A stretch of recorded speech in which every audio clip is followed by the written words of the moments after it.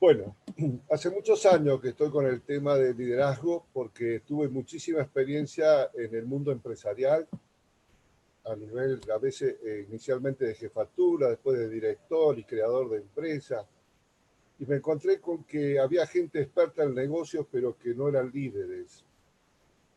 Y escuché atentamente las exposiciones y tengo que hacer humildemente una crítica.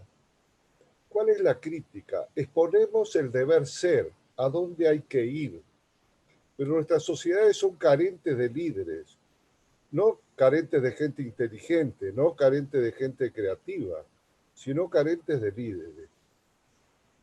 Siempre me acuerdo una frase de Peter Drucker que decía que uno va a todas las exposiciones y siempre sigue haciendo lo mismo. Yo, si me escuchan bien, cualquier cosa, Pablo, me dices, lo que quiero primero decir es que no hay posibilidad de desarrollo de liderazgo si no hay cambio interno. Cuando Guillermo recién se refería a este libro, yo trabajé, era la segunda etapa mía de años de trabajar sobre liderazgo, donde partía yo de la necesidad de encontrar el talento. Todos tenemos talento, pero el tema es identificarlo y apasionarnos con alguno de nuestros talentos. Cuando eso no ocurre, todo es impostado. Sí, tengo que ser líder digital, tengo que ser líder local, líder global, pero fíjense, mis estimados amigos, no tenemos líderes en términos significativos, me refiero, claro que existen. Y no existen porque el sistema educativo no educa líderes, simplemente intruye. Y ahí aparece el tema de los valores que juegan en las sociedades. Carecemos de valores firmes, nuestras sociedades son pobres y cada vez más pobres. Es cuestión de ver las estadísticas. Estoy hablando de Latinoamérica. Sí, de Latinoamérica, más allá de islas de progreso. Argentina es un caso de avances científicos extraordinarios y un crecimiento de la pobreza en términos realmente dolorosos. Entonces, ¿qué es lo que dice mi experiencia? Mi experiencia dice, para lograr crecer como líderes, el cambio es interno. El encuentro es con uno mismo. Es encontrarse a partir de superar como hombres inacabados que somos, desarrollar todo el potencial que cada uno de nosotros tenemos. Y la estrategia que yo vengo trabajando desde hace muchísimos años, acá van a ver mi primer libro sobre liderazgo, tengo otro sobre sociología y demás, tiene que ver con eso. Tiene que ver con que si yo descubro y me fortifico y mi autoestima crece, yo desarrollo todas esas habilidades que pedía Guillermo o las que pedía Maribel o que exponía Maribel. Y eso es un trabajo que va por una estrategia diferente. No es la estrategia de exposición, sino la estrategia de transformación. ¿Quién soy yo? Trabajamos con el concepto de hombre inacabado, que significa que todos tenemos un potencial hasta el último día de nuestra vida.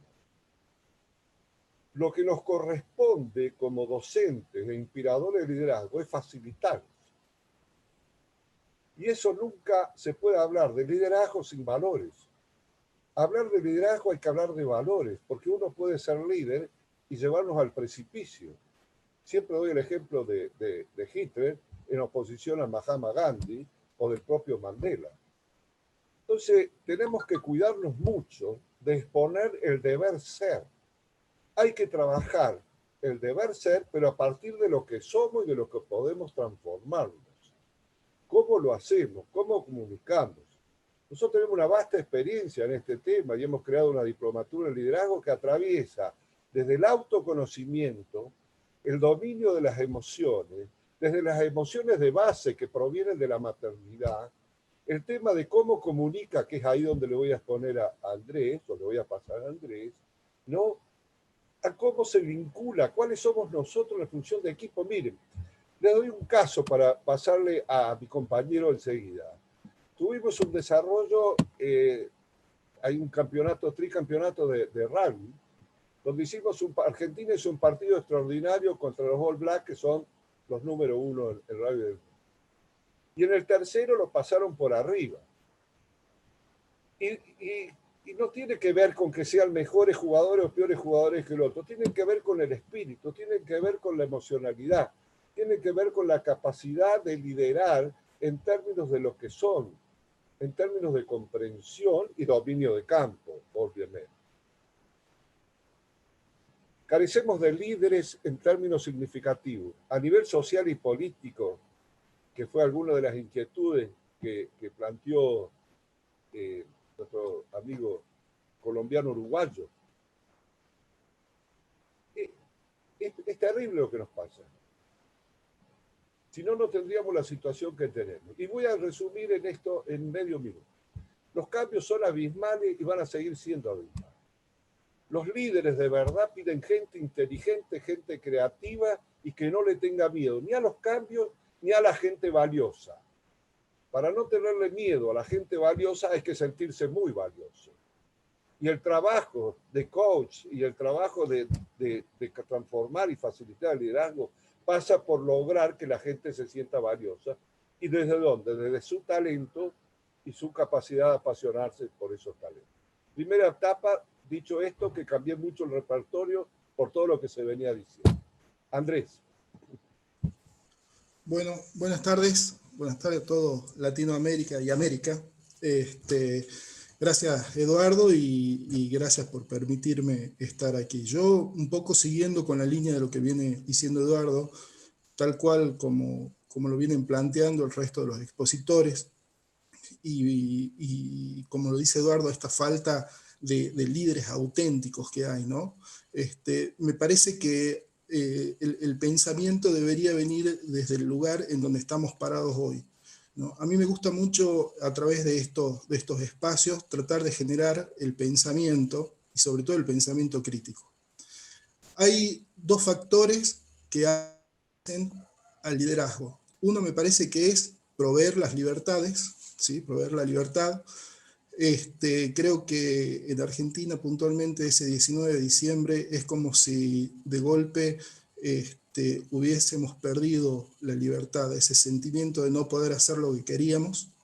Y esto me hace acordar un poco, a través del tiempo que pasó, a esa famosa alegoría de la caverna, ¿no? De Platón, en donde pasamos a estar encerrados y a ver solamente los que nos contaban los medios y lo que los líderes nos decían que estaba pasando, a ver estadísticas, y no poder empezar a hacer un análisis real, serio y profundo de a dónde vamos a terminar o a dónde va a quedar todo esto. Este resumen de ideas me llevaba a pensar en algo que leí alguna vez, que me gustaría compartirlo con ustedes, ¿sí? Que es un cuento muy cortito que cita en el planteamiento socrático, ¿no? En donde dice, el cuento dice: voy caminando por un camino solitario, disfrutando del aire, del sol y de los pájaros, y del placer de que mis pies me lleven por donde yo quiera. A un costado del camino encuentro un esclavo durmiendo. Me acerco y descubro que está soñando. De sus palabras y sus gestos adivino que está soñando. Lo que sueña el esclavo es que es líder, es que es libre. La expresión de su cara refleja paz y serenidad. Y ahí me pregunto, ¿debo despertarlo o mostrarle que es solo un sueño y que sepa que sigue siendo un esclavo? ¿O debo dejarlo dormir todo el tiempo que pueda, disfrutando aunque sea del sueño y de su realidad fantasiada? Y la tercera pregunta que yo me hago es, ¿y qué pasa si lo despierto y le hablo de libertad? En definitiva, creo que la gran falencia de los líderes y de la comunicación en este tiempo fue no habernos enseñado, no habernos provisto de entender cómo va a ser la nueva libertad, de habernos enseñado y de habernos comunicado cómo va a ser esa nueva libertad. Creo que estamos perdiendo de alguna manera la confianza en los líderes, y las empresas de alguna manera deben tomar la posta, como también las organizaciones en general, los gobiernos en general deben tomar esta posta. Necesitamos creer en ellos, porque de la mano de ellos es a donde vamos a llegar, ¿sí? en este nuevo modelo de sociedad que se nos viene a plantear. Así que bueno, muchas gracias por el espacio. Bueno, ¿qué queda, Pablo? ¿Queda un minuto? Queda un minuto. Bien, estimados amigos, una de las cosas más interesantes que ha surgido de este intercambio es la de cómo nos hemos ido compenetrando de necesidades a través de los tiempos. unificando inquietudes, de alguna manera los discursos pareciéndose. ¿Qué puedo aportar yo en esto? Puedo aportar de que es necesario que revisemos la forma que educamos. No dejar de lado. Es importante la instrucción. Supongamos, Guillermo hablaba del dominio digital. Estoy totalmente de acuerdo, Maribel también lo decía. Pero el dominio digital, puede existir dominio digital, pero el líder es alguien que inspira, alguien que, retomo la palabra de Andrés, que crea libertad en el sentido de potenciar el desarrollo de cada uno.